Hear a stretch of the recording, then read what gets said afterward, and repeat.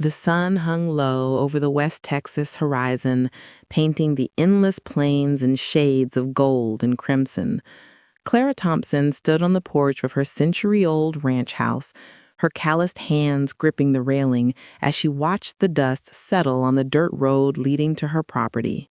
At 68, Clara's face carried the lines of a life spent under the relentless Texas sun, but her eyes still sparkled with a quiet resilience. The ranch, 1,200 acres of scrubland, mesquite, and memories, was all she had left of her late husband, Tom, who had passed 5 years ago. It was her sanctuary, her legacy, and lately, the source of her deepest pain. Clara's daughter, Emily, and her husband, Derek, lived in the smaller house on the ranch's edge, a gift Clara had financed to keep them close. For 3 years, she'd paid their bills, $600 a month for utilities, $400 for groceries, $1,200 for Derek's truck repairs, drawing from the savings Tom had left her. She'd done it out of love, believing she was helping Emily build a future. But lately, Clara felt like a stranger on her own land. Emily and Derek rarely visited unless they needed money, and their gratitude had dwindled to perfunctory smiles. Today, Clara had called Emily to discuss her dream, transforming 50 acres into a community garden for the seniors of Dusty Hollow, their small town of 2,000 souls. She'd envisioned raised beds blooming with tomatoes, peppers, and sunflowers, a place where retirees could gather, share stories, and find purpose. She'd saved $15,000 for the project, scraping it together from her pension and the ranch's modest cattle profits. But when she'd mentioned it to Emily last week, her daughter had laughed dismissively. "A garden, Mom? That's a lot of work for old folks. Why not sell some land and enjoy the money?" Now, as Clara waited for Emily to arrive, her stomach churned. She'd seen a strange car parked near the ranch's boundary yesterday, a sleek SUV that didn't belong to any local. When she'd asked Derek about it, he shrugged and changed the subject. Something wasn't right. The crunch of gravel announced Emily's pickup truck. Clara straightened, smoothing her denim skirt. Emily stepped out, her blonde hair pulled into a messy bun, followed by Derek, whose cowboy hat couldn't hide his shifty eyes. They climbed the porch steps, and Clara forced a smile. "Y'all want some iced tea? It's hot as blazes out here." "We're good, Mom," Emily said, her tone clipped. "We need to talk about the ranch." Clara's heart sunk. "The garden, you mean? I was thinking we could start with—" "Not the garden," Derek interrupted, leaning against the railing. "We got an offer. A developer from Midland wants to buy 500 acres for a housing project. They're offering $2 million, Clara. That's life-changing money." Clara's breath caught. "Sell the ranch? This is Tom's land, our land. It's not for sale." Emily sighed, as if Clara were a child throwing a tantrum. "Mom, be realistic. You're 68. You can't run this place forever. Derek and I could use the money to start over, maybe open a business in Lubbock. You could retire comfortably, maybe get a condo in town." Clara's hands trembled. "I've been supporting y'all for years. I paid for your house, your groceries, your truck, and now you want to sell my home out from under me?" Derek's jaw tightened. "We're just thinking of your future, Clara. You're not getting any younger. Managing this ranch is too much for you." The word stung like a slap. Clara had spent decades working this land alongside Tom, branding cattle, mending fences, weathering droughts. She was no frail old woman. "I'm managing just fine," she said, her voice steady despite the hurt. "And I'm not selling." Emily exchanged a glance with Derek, a look Clara couldn't decipher. "We'll talk later," Emily said, and they left without another word. That night, Clara couldn't sleep. She sat at her kitchen table, the same one where she and Tom had planned their lives, and pored over her bank statements. In 3 years, she'd given Emily and Derek over $30,000, money she'd taken from her retirement, from the nest egg Tom had built for her golden years. Every transfer, every check, Every grocery run felt like a thread tying her to her daughter, a thread now frayed and brittle. The next morning, Clara drove into Dusty Hollow to meet with her friend Alma, a 70-year-old retired school teacher who ran the town's senior center. Over coffee at the Dusty Diner, Clara poured out her fears.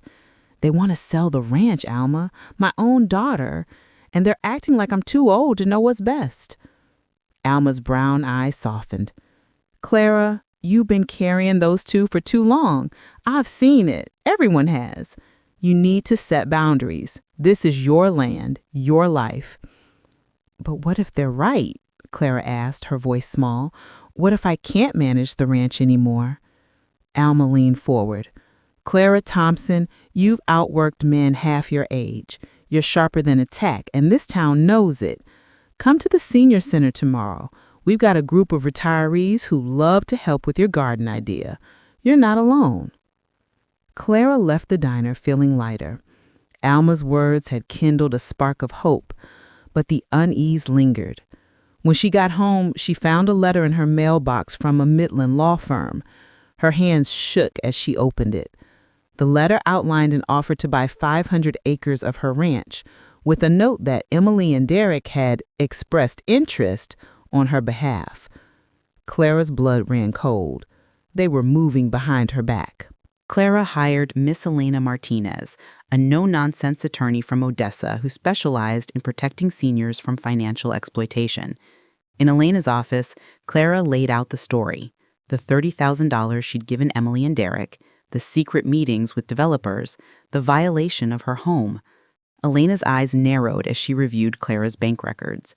"This is financial abuse, Clara, and trying to sell your land without consent, that's a step too far."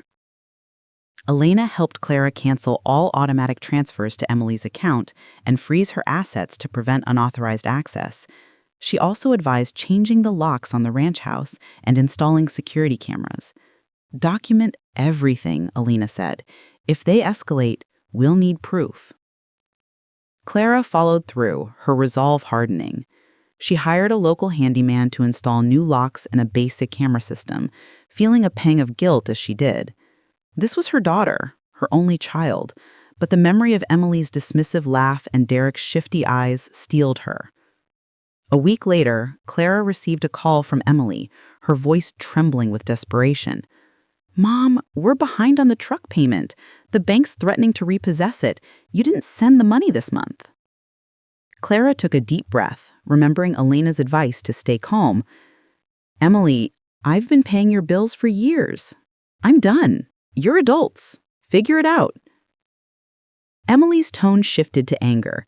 "You're being selfish, Mom. We're family. You can't just cut us off." "Family doesn't plot to sell their mother's home," Clara said, her voice steady. "You made it clear I'm not part of your plans. I'm not part of your bills either." The line went silent, and Clara hung up, her heart racing, but her conscience clear. The situation escalated 2 weeks later. Clara was working on the garden plans with Alma and Rosa when Elena called. "Clara, Emily and Derek have hired a lawyer. They're claiming you're mentally unfit to manage the ranch and want to be appointed as your guardians. They've cited your erratic behavior, stopping financial support, installing cameras, and refusing to sell the land." Clara's stomach dropped. "They're saying I'm crazy?" "It's a tactic. They want control of your assets. But we'll fight this. I've scheduled a cognitive evaluation with Dr. Patel, a respected psychiatrist in Midland, and we need witnesses to testify to your competence." Clara's new friends at the senior center rallied around her. Alma, Rosa, and Hank agreed to testify, along with Mr. Jenkins, the bank manager who'd processed Clara's transactions for years. Dr. Patel's evaluation was thorough: memory tests, financial questions, problem-solving tasks. At the end, she smiled. "Mrs. Thompson, your cognitive function is exceptional. You're sharper than most people half your age." Clara felt validated, but the betrayal cut deeper than ever. Her own daughter was trying to strip her of her autonomy. She spent sleepless nights wondering where she'd gone wrong. Had she loved Emily too much? Had she taught her that money was love? The questions haunted her, but the garden project gave her purpose. The seniors had started clearing a small plot, and the sight of their laughter and sweat-soaked shirts reminded Clara she wasn't alone. The court date arrived on a blistering August morning. Clara wore her best navy dress, her gray hair neatly braided, and walked into the Odessa courthouse with Elena by her side. Emily and Derek sat across the room, avoiding her gaze. Their lawyer, Mr. Vaughn, was a polished man with a predatory smile. In his opening statement, he painted Clara as a confused widow overwhelmed by the ranch's demands, manipulated by new friends into irrational decisions. Emily took the stand first, her eyes brimming with crocodile tears. "My mom's always been so generous, but lately she's changed. She's paranoid, installing cameras, cutting us off. I'm worried she's not herself." Alana's cross-examination was merciless. "Miss Thompson, how much money has your mother given you in the last 3 years?" Emily hesitated. "I don't know exactly." "Would $30,000 be accurate?" Elena pressed, holding up bank statements. Emily's face reddened. "She wanted to help us." "Is it true you met with a developer to sell her land without her consent?" "It was just a discussion," Emily stammered. Darren's testimony was no better. He claimed Clara's refusal to sell was proof of her decline, but Elena dismantled his story, revealing his unpaid debts and the truck Clara had financed. Mr. Vaughn called a psychologist, Dr. Hayes, who argued Clara's sudden financial decisions suggested cognitive impairment. But Elena countered with Dr. Patel's evaluation, which showed Clara's mental clarity. Clara's witnesses were her strength. Alma testified to Clara's leadership in the garden project, Rosa to her organizational skills, Hank to her ranching expertise. Mr. Jenkins confirmed Clara's flawless financial management. When Clara took the stand, she spoke with quiet dignity. "I gave my daughter everything, money, love, my trust, but they excluded me from their lives, used my money, and tried to sell my home. I stopped paying their bills because I realized they didn't see me as a mother, only a bank." Mr. Vaughn's cross-examination tried to trip her up, but Clara answered every question with precision. "Why install cameras, Mrs. Thompson? Are you paranoid?" "I installed them to protect myself from people entering my home without permission," Clara said, staring at Emily, "like my daughter and her husband did." The judge, a stern woman named Judge Harper, deliberated for an hour. When she returned, her ruling was clear. Mrs. Clara Thompson is fully competent to manage her affairs. The evidence suggests the plaintiff's motivations are financial, not familial. The request for guardianship is denied. Clara's knees buckled with relief. Elena squeezed her hand, and Alma, waiting outside, pulled her into a hug. Emily and Derek left without a word, their faces tight with anger. That evening, the senior center group gathered at the ranch to celebrate. They sat under the stars, sipping lemonade and planning the garden's next steps. "You're a force, Clara," Hank said, raising his glass. "Tom would be proud." Clara smiled, her heart full. "This land is my home, but you all are my family now." Over the next months, the garden took shape.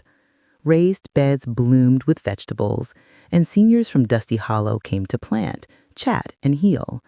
Clara sold a small parcel of land, not to developers, but to the town for a public park, ensuring her legacy would benefit the community. She donated $5,000 to a local elder abuse advocacy group determined to help others like her. Emily and Derek moved to Lubbock, forced to downsize and work regular jobs. Clara heard they were struggling but felt no guilt. She'd given them years of support. Now it was their turn to stand on their own. One evening, as Clara watered the sunflowers, Alma joined her. "You ever miss them, Clara?" Clara paused, her eyes on the vibrant petals. "I miss the daughter I thought I had, but I don't miss the weight of carrying her life. I'm finally free." She looked out at the ranch, the land she'd fought for, and felt Tom's presence in the breeze. This was her life, her legacy, and she'd live it on her terms.